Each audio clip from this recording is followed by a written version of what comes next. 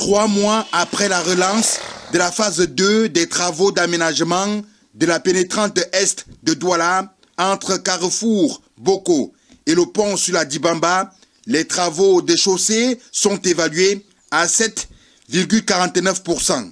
Le chantier actuellement est une portion de 8 km 9, divisé en 5 portions avec 2 ouvrages et des passerelles, l'éclairage public et la signalétique. Donc actuellement nous avons engagé ce qu'on appelle sens 1 Douala-Yaoundé sur 4 tronçons. Nous attaquons le 5e tronçon actuellement en termes de dégagement d'emprise et de terrassement. Sur les 4 autres tronçons, nous sommes sur l'assainissement et les couches de forme.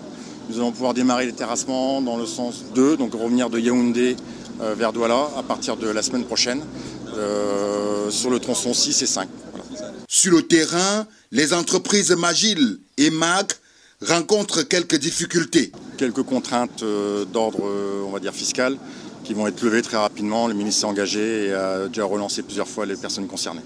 Une fois que ces contraintes seront levées, on pourra passer à la vitesse supérieure. Emmanuel Nganou-Doumessi est descendu sur le terrain pour évaluer les travaux ce 23 mai 2023. Malgré sa satisfaction, le patron des travaux publics au Cameroun prescrit le respect des délais.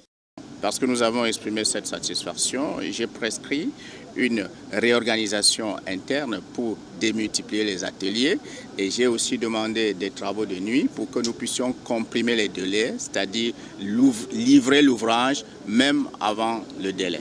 Ceci pour le bonheur des populations qui attendent la livraison des infrastructures. J'espère que la venue du ministre des Travaux publics sur les lieux poussera vraiment la structure dans la société en place qui est chargée, définir vraiment cette route qui doivent vraiment faire le nécessaire.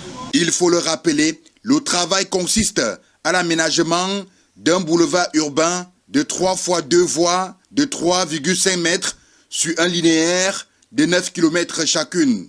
Outre cela, il est prévu la construction de 4 giratoires, la construction des ouvrages d'art et d'assainissement, un échangeur de type passage inférieur à portique ouvert au carrefour Yassa et un autre échangeur à l'entrée du stade Japoma.